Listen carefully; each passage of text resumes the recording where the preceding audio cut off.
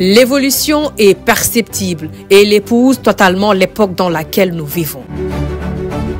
Le paysage sécuritaire mondial impose l'utilisation d'une technologie de pointe, notamment en matière de surveillance. C'est une exigence dans les opérations militaires et de défense.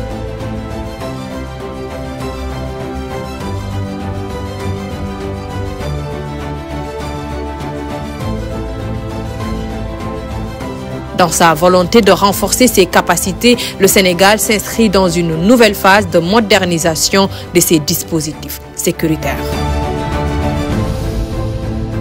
La preuve par la légion de la gendarmerie de l'air et des transports aériens. Cette unité dirigée par le commandant Mambro Kayelo, la première femme pilote au Sénégal.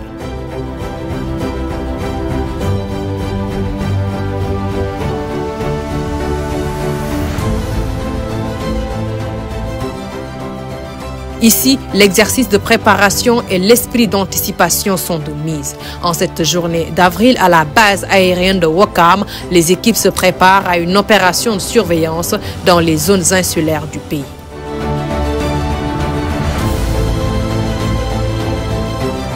Après plusieurs allers-retours, l'équipe détecte un navire transportant des candidats à l'immigration clandestine. Une fois cible repérée, l'équipe envoie des informations au niveau supérieur pour l'exécution de la mission.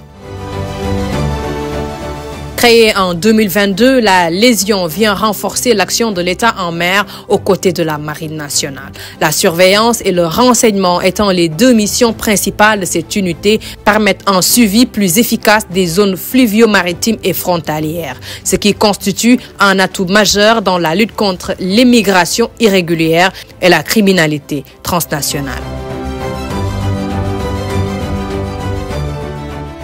On va dire que cette souveraineté technologique concerne surtout nous les unités spécialistes qui faisons face à des missions et qui ont besoin de toujours de nouvelles technologies et de s'arrimer au contexte national et international pour pouvoir faire nos missions, pouvoir faire un rendu, surtout quand on part en mission et qu'on doit cartographier des zones avec la formation même de nos éléments et même nos éléments maintenant qui, eux, sont capacités pour dans le futur même produire, etc. Donc ça vient en son heure pour vraiment capaciter les forces de défense et de sécurité.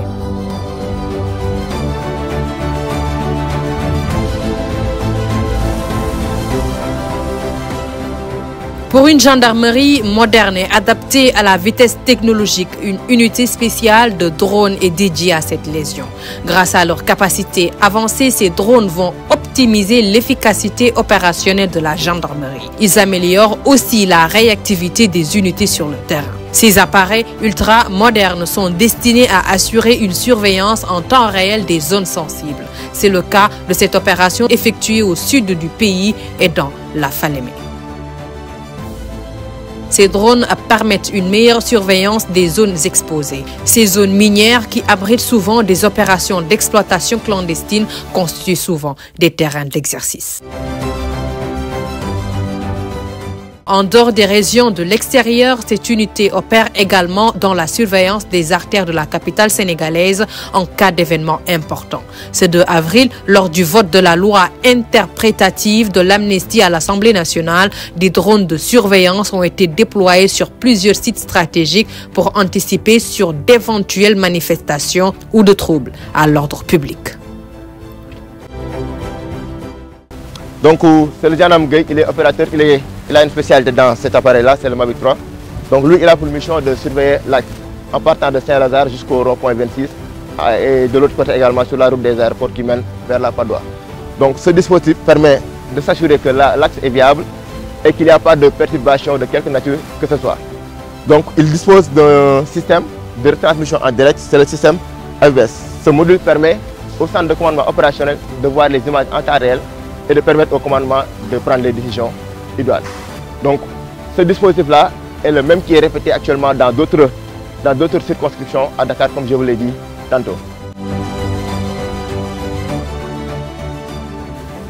Donc, comme je vous l'avais dit, si les menaces se corsent et qu'on puisse avoir besoin d'être sur un nouveau tableau, en plus de ces drones de renseignement Mavic, on va utiliser un drone Skykeeper. C'est ce drone-là qui permet non seulement d'avoir plus de visibilité parce qu'il a des capteurs optiques beaucoup plus performants, mais cet appareil a la capacité sur un rayon énorme, assez élevé pour pouvoir appuyer les unités en appui-feu. Donc en concert avec les escadrons et le commandement opérationnel qui donne les instructions, on peut faire un appui-feu sur notre zone d'intervention.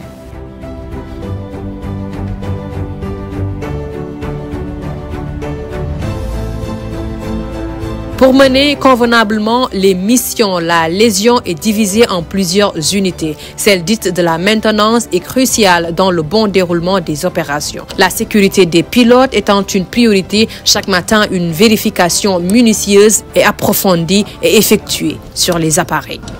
Ça, c'est les pilotes qui le font. Facile d'entretien et de maintenance, dont le coût est relativement bas, car consommant de l'essence ordinaire qu'on trouve dans les stations, dont la consommation est à peu près de 18 litres à l'heure, donc qui est un coût, le coût d'exploitation est relativement bas et très adapté à nos pays.